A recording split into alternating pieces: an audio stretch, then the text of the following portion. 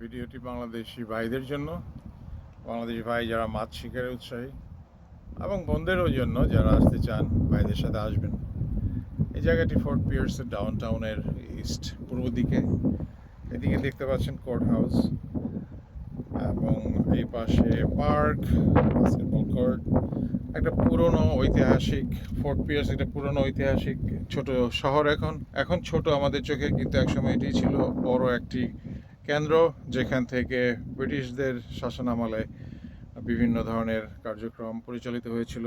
Port city হিসেবে আশেপাশে এরিয়াটা মোহনা, যেটাকে আমরা ইন্ডিয়ান রিভার বলি, সেই ইন্ডিয়ান রিভার বের হয়ে এসেছে আটলান্টিকের ইস্ট কোস্ট থেকে।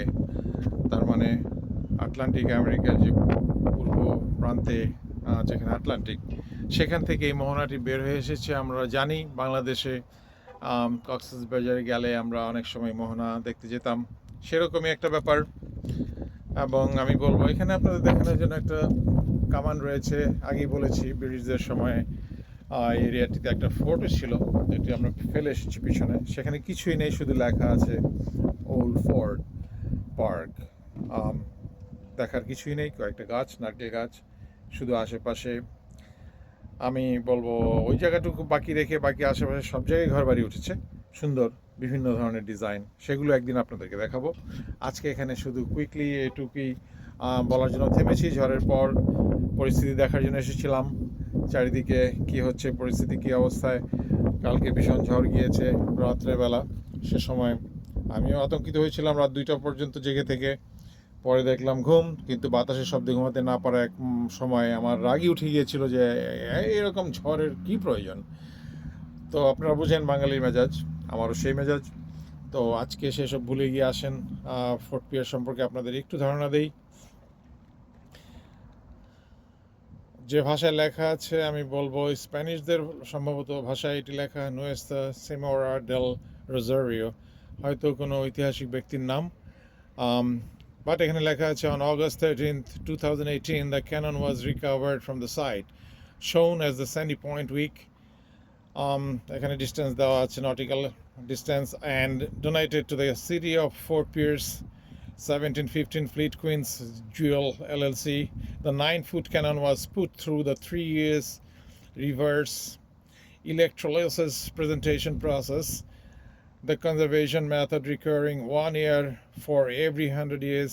The cannon was submerged at the city of Fort Pierce, Savannah Road Public Works compound. So এখানে এই ক্যাননটির বর্ণনাই দেওয়া হয়েছে, যেটি আপনারা শুনলেন। ছবি দিয়ে এখানে এপিটাফের মতো করে রেখে দেওয়া হয়েছে, এবং ক্যাননটি হচ্ছে এখানে, যেটি ব্যবহৃত হয়েছিল বিভিন্ন যুদ্ধের সময় পানিপথে আক্রমণকারীদের এগেনস্টে, বিপক্ষে। সেই সময় পালতোলা নৌবহর দিয়েই আক্রমণ আসতো। এবং কথিত আছে যে আমাদের এই ফোর্ট পিয়ার্স যেখানে সিচুয়েটেড, যেখানে অবস্থিত এখন, এটাকে আমরা ট্রেজার কোস্ট আইল্যান্ডের, ট্রেজার কোস্টের একটা এরিয়া হিসেবে বলি।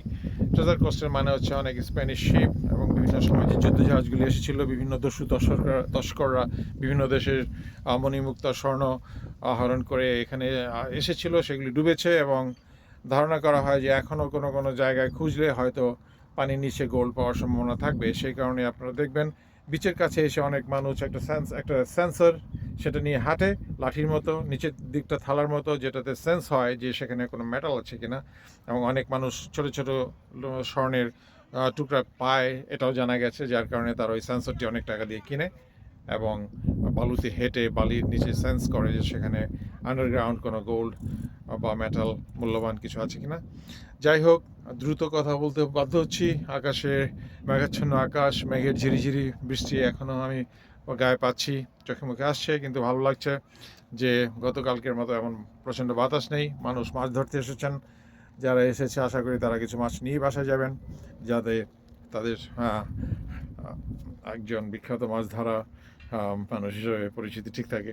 যাই হোক, আপনারা জানেন কি বলতে চাচ্ছি। মাছ ছাড়া ঘরে গেলে কেউ তাকে সম্মান করে না একজন মৎস্য শিকারী হিসেবে।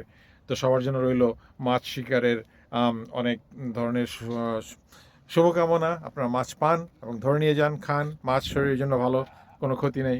এই বলে আপনাদের থেকে বিদায় নিচ্ছি, আবারও কথা হবে।